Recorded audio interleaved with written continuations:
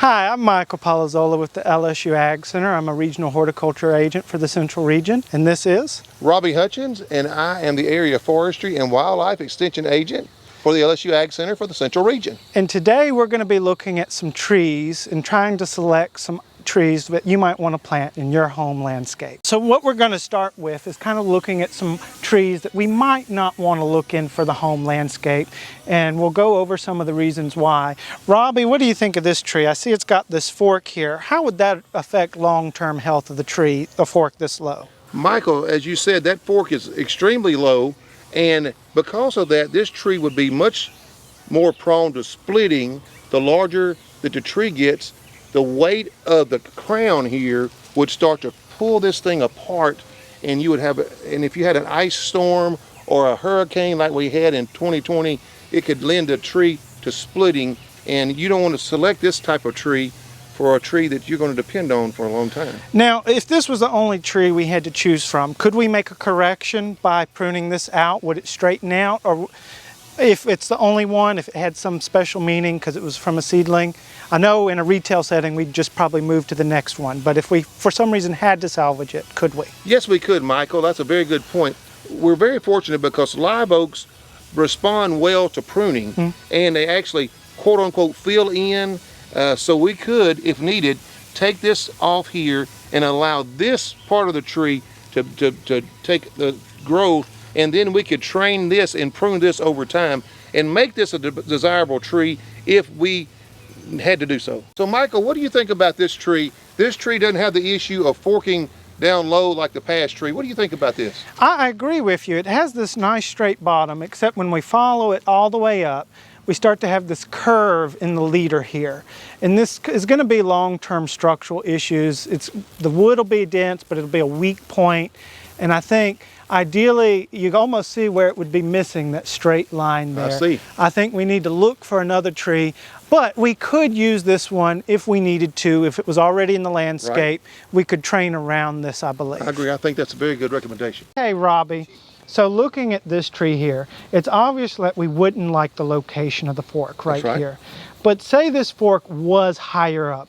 Tell me some of the other negative things here that we might want to keep in mind. So the issue with this fork is really the branch angle where this branch comes off, and it's at a bad angle, and you can see here, this is actually already starting to try to split. Yes. So that means that it doesn't matter where on the tree this would be located, it's going to cause long-term problems. So this would be very sensitive with our windy weather we have at times. Yes. Even though live oaks are very wind-resistant trees, with the tension it might split at that point later on. The bigger the tree gets and the more weight it has behind it. That's exactly right, Michael. That's exactly, and again, look as small as this tree is. This tree is about an inch and a half caliper, and you already see the splits starting. So you can imagine when these limbs get as big as live oak limbs and the weight gets as much as they get, what's going to happen? Right? And that would be a sensitive spot to rot later on, wouldn't it? Yes, indeed. I mean, that's going to require, that is going to provide a direct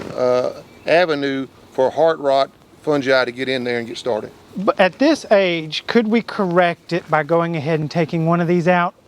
Or is it always going to be a long-term structural issue? So Michael, the only time that you really could do it is at this age. When it's still young, there's a good possibility that you could prune this limb off, and then this leader would take over. And again, as we said earlier, if this is what you already have in the ground, or if this tree has some kind of sentimental value, it would be worth a shot. So, and would you do that prior to planting or after a year? I would again wait until after a year, because again, the stress factor, you don't want to put it under an excessive amount of stress. It's already going to be under some stress from planting shock, so you want it to recover. I wanted to bring that up because I know I would be tempted to go ahead and make the correcting cuts before planting, but you are right. You're letting it have the carbohydrate reserves to support, and then after that year would be a much better time. Yes.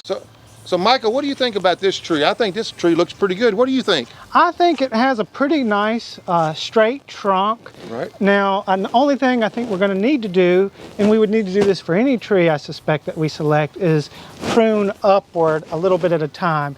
Can you describe the process, how you would probably do that over several years for me? Yes, Michael. So the way I look at pruning and pruning upward is kind of like a haircut, excuse the analogy, but you can always take more off later. And so you want to be very conservative when you start to prune up, because you don't want to damage the photosynthetic ability of the tree and thus hampering its growth. So we want to make sure the tree stays healthy as we prune upward. And just kind of as a visual example for people who are watching, would you say maybe about this much up a year pruning these lower limbs, depending on how it gets established, if it's happy in its spot? Exactly, and in that way, as it continues to grow upward, you know, it's increasing its photosynthetic ability up here, so cutting that much off of as far as the limbs down here is not going to negatively affect the tree. But that would be something you might want to do a year after planting so that it has everything it needs to get started. That's right. As it goes through the planting shock and recovers from planting shock, that's when you start to do that. You know, one of the worst things you can do for a newly planted tree is put it under more stress by doing heavy pruning. So we would start the tree training that 1 year after establishment, making certain we've watered it and maybe fertilized it lightly that first year. Yes, a very gentle and getting fertilizer, nice, yes. get good growth. And I see where we're starting to have our fork up here. Would you probably stick with this one, or would you maybe prune that out later to train it up a little bit higher? So the truth is, as we go through this, I mean, if we planted this tree today, as you and I are talking about now, it'll be next spring before we started doing any pruning. Yes. We could reevaluate it as we move up the tree, but naturally, I think this is the fork you're going to want to try to select for, unless a better one moves up there. Now, in my opinion, I think you need to select for at least 3 main branches to come out to try to counterbalance it. Is that kind of what you think? I like that idea, because if you have the 3, I know I've seen in large established live oaks, if you have the 2 fork, you can split in half later from the weight. If you have the 3, it's more evenly distributed. And if you need to anchor the tree later on, it gives you a little bit better surface area to work with, doesn't Exactly. I ran into that last week with somebody that was trying to stabilize a large tree that was splitting, but they only had those two sides. There's really no way to effectively cable that tree to keep it from going ahead and splitting, and so he's limited to what he can do. So I think that's exactly right. I think this is a beautiful tree, Michael. I think any homeowner will be proud to have this in their landscape. Yeah, I think this would be a great one, and especially you avoid the temptation. It's not like it's so big around. We're not going and picking the biggest tree. We're picking the one with the best form for long-term health for our landscape. That's right.